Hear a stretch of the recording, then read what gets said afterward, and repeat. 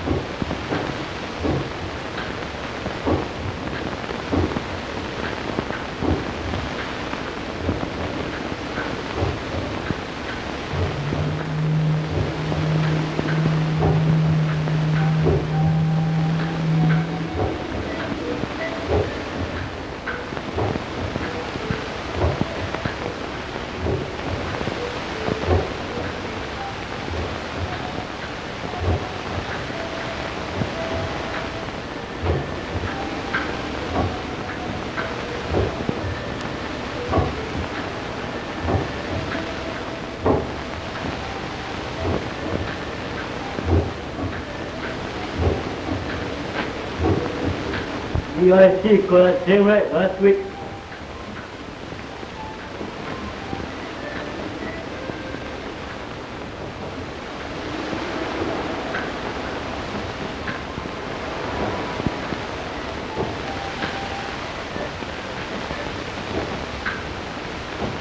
Stand by your throw.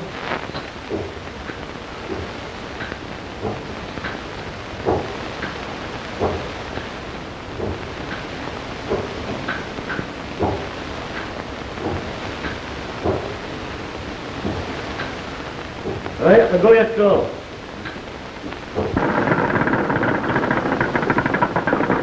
Here's the bottom here.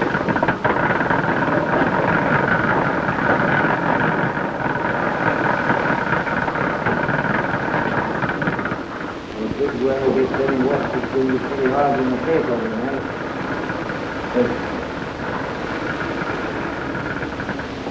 There's some black thing over there.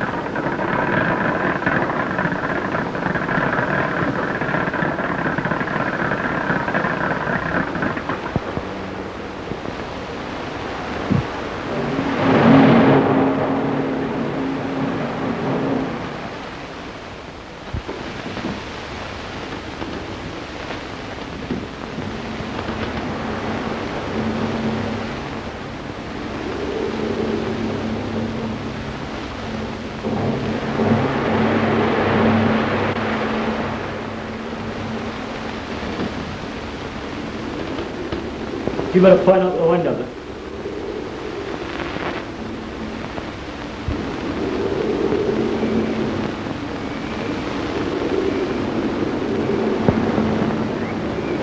And you better ease on of it.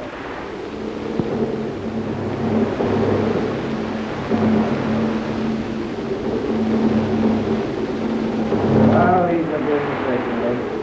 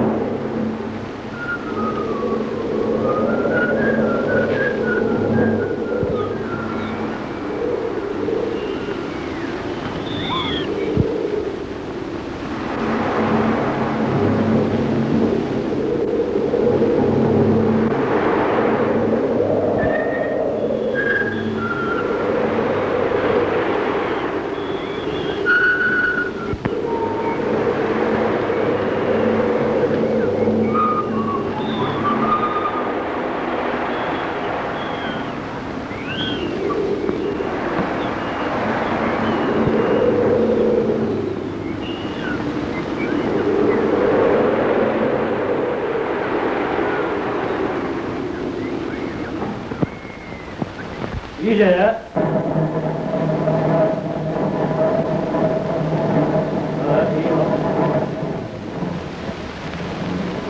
That's your double.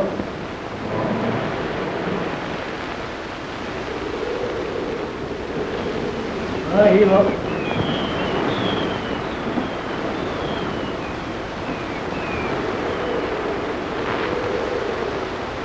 Here you go.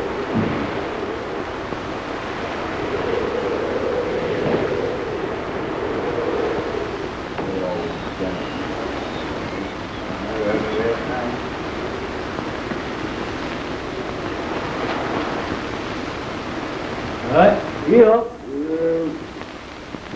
Right. Knee.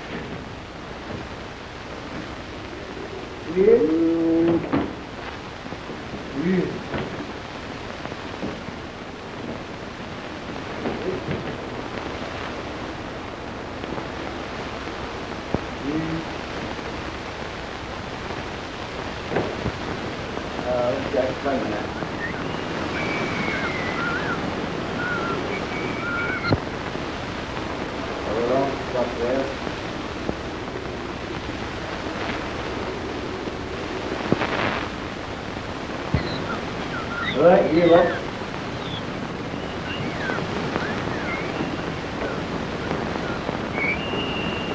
You in your sight.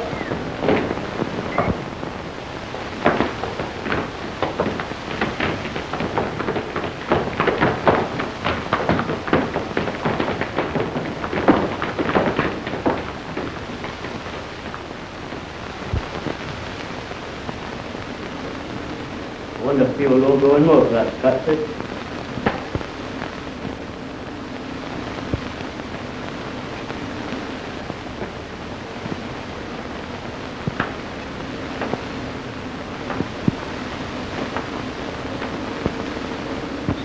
Where's Jimmy Dunlop used to play for us? I don't know where they rented. You know where they rented, Joe? Well, it's transferred, isn't it? Where did you go? It's transferred, ever. It's fair, wasn't it? I think you were, if we managed to catch that Saturday morning, we'd be able to see the half the mother was playing, Saturday. That would be a good game. That's sweet and the she's getting a good feed now. Yes, that's fine. Alright. Well, let's get them in Friday night to us, so we'll be able to send to see them that. Right. Well, you hear about it, isn't it? Marlowe? Pretty good tune. Yeah, it's on side.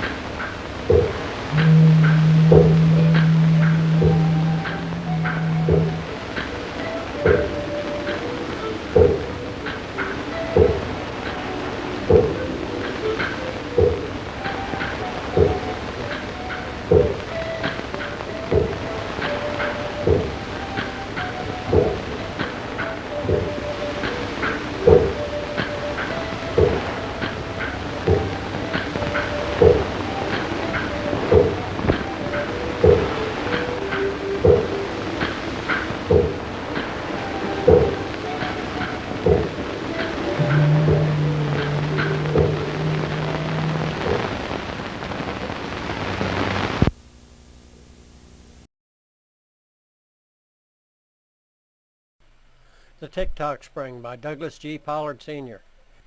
Master craftsmen working in a back alley workshop take great pride in making knives, scissors, and fine woodworking chisels. Using the best steel they work, grind, hone it to the finest cutting edges. One of them is working on a piece of steel making a flat spring. He heats and hammers it, long, narrow, and thin. He heats and quenches it in a bath of certain unnameable elements and water. He heats, hammers, and quenches many times over and over, heats and hammers. When it's thin and flexible enough, he puts it in a vise. Held by one end, he bends the metal over, and it springs back as it's supposed to, but very slowly. Instead of stopping there, it bends all the way to the opposite direction, making a noise not quite, but almost like tick. Then it slowly springs back. It goes across center. It makes another noise, not quite, but almost like talk. Back and forth, and every time it makes the sound almost like tick-tock, tick-tock. All the other craftsmen began to gather around, watching. Some scratch their heads, others smile, and a few frown. All are fascinated. Tick-tock, tick-tock, on and on. It does not seem to slow. Go for Helper says, Master Forge, you have made something new. A tick-tock spring. Yes, yes, all the craftsmen shout. The tick-tock spring. It goes and goes. Hurrah, hurrah, hurrah! 3 cheers for Master Forge Spring Maker. Hurrah, shouts Master Hammerer hammering. Hurrah, shouts Master Driller drilling. Hurrah, shouts Master Fowler filing. They all watch the spring as it goes back and forth. Tick-tock. They cannot take their eyes off the back and forth spring. It goes faster, says Go for Helper. It goes faster, they all shout. Every day it goes faster and faster. Every morning they come to work and take a seat and watch the spring. Day after day after day they watch the spring. The back alley workshop owner comes in and says, Get to work, all of you. We have to get the work done. The craftsmen, grumbling, go back to work. Master Forge Spring Maker makes springs. Master Hammerer hammers. Master Driller drills. And Master Fowler files. And Go for Helper helps. One day Go for Helper says, I'm tired of this working. Let's hook the tools to the tick-tock spring. The work will be done, and we will watch the spring again. Hurrah, they all shout. Go for Helper, you are dumb, but you say smart things. They hook the tools to the tick-tock spring and stand back to watch. Tick-tock, tick-tock, tick-tock. The machines go hammering, drilling, and filing. For days and days they watch. They take no pride in the parts the tick-tock springs make. It makes no difference to them. They need not work. After a time, the factory owner says, I have machines to do the work. I cannot pay you to do nothing. You must go home. Master Forge Spring Maker, you are no good. You are costing us our jobs. Our families will starve and we will lose our homes. Master Forge Spring Maker works and sweats and works, making springs. The machines run and run, hammering, drilling, and filing, going faster and faster. Time passes. The giant industrial complex owner comes to the shop and says, You must go home. I cannot pay you anymore. The tick-tock springs make everything anyone wants. No person wants anything. I cannot sell any more tick-tock springs. You are a terrible man. You have ruined my business.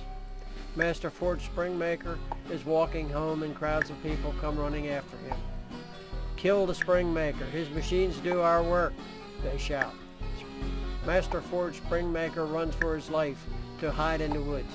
Soon he begins to like this easy way of life.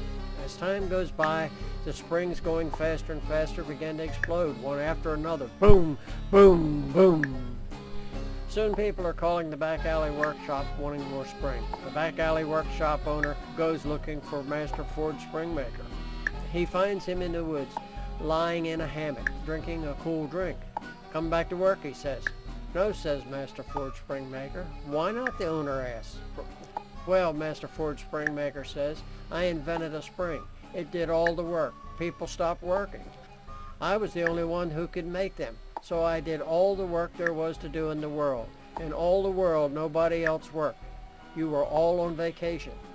I have everything I need here, and I am on vacation. Let the world work. Master Forge Spring Maker took a long drink, rolled over, and went to sleep.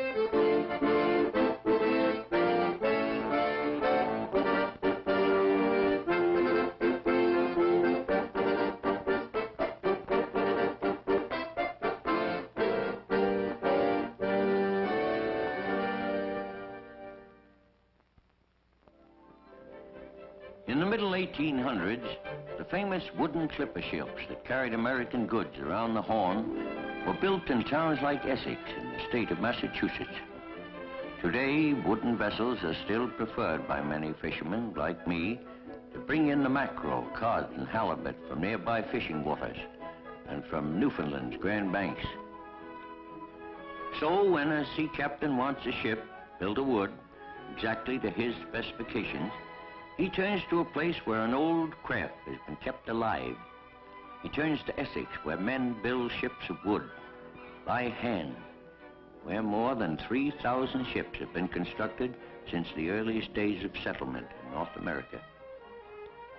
In this village of 1,500 people, men still choose to practice the craft of their forefathers. Ever since the year 1668, seafaring men have come to Essex to have fine vessels built.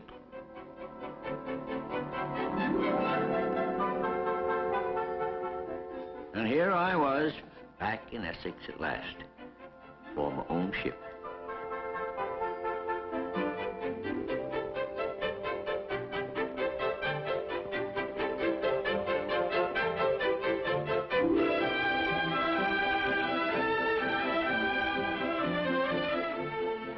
The town looked just the way I'd seen it years before.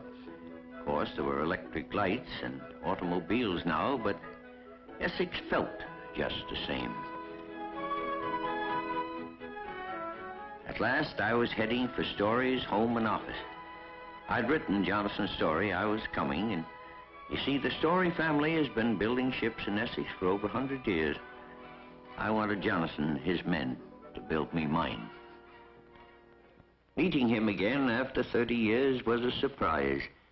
It was so natural, like visiting with a neighbor.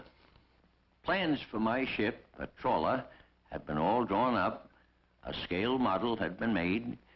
It was perfect, like all the Essex ships. But naturally, I made a few suggestions. My ship, I decided, would be a 70-foot dragger, able to pull 50 ton of fish in a dragnet. And I named her the St. Rosalie. Work began up in the mold loft of Roy Burnham's barn and down in the yards. Lou Story drew the patterns for the ship. Roy Hodges started squaring off the timber for the keel, while I settled in at Essex to watch my ship grow.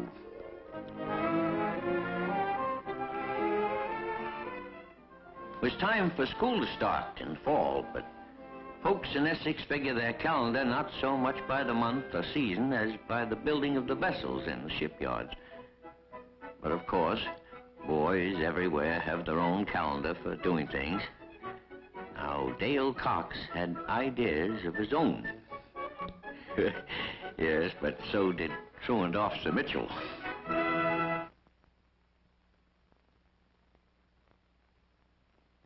You see, the folks in Essex know they must raise good citizens with good schooling to carry on the shipbuilder's craft, the town's pride.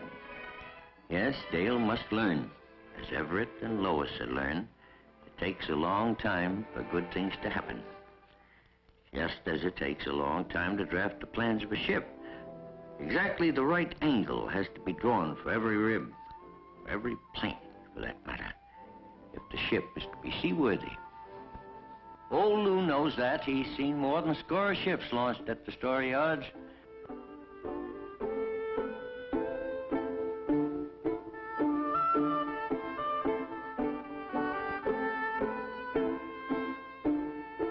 Story's hand-picked the lumber for a ship, and the grain and quality of every piece of wood is keenly estimated for its particular use before one piece is cut.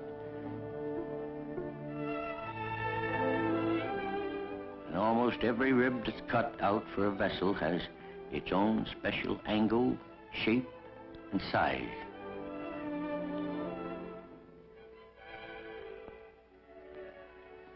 Time passes quickly when there's work to be done. By the time the men at the yard started scarfing up the keel and were rolling the pieces into one, the Essex River was teeming with alewives. Just like shipbuilding, alewives are a tradition in Essex.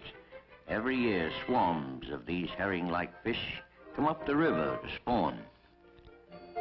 Since they rightfully belong to everyone in Essex, privilege to fish them must be purchased from the town.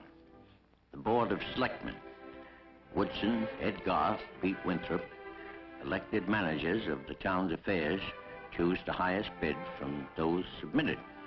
Anyone in town can make a bid. It isn't only the highest bid the selectmen consider. Some years, when the fish are few, no one is permitted to take the alewife from the river. But this year, Louis Miniatis, a newcomer to town, is the lucky winner. In Essex, you see, there's a time for a man to take on an extra job. Might surprise a city man to see how the folks in Essex seem to have the knack of doing so many different things.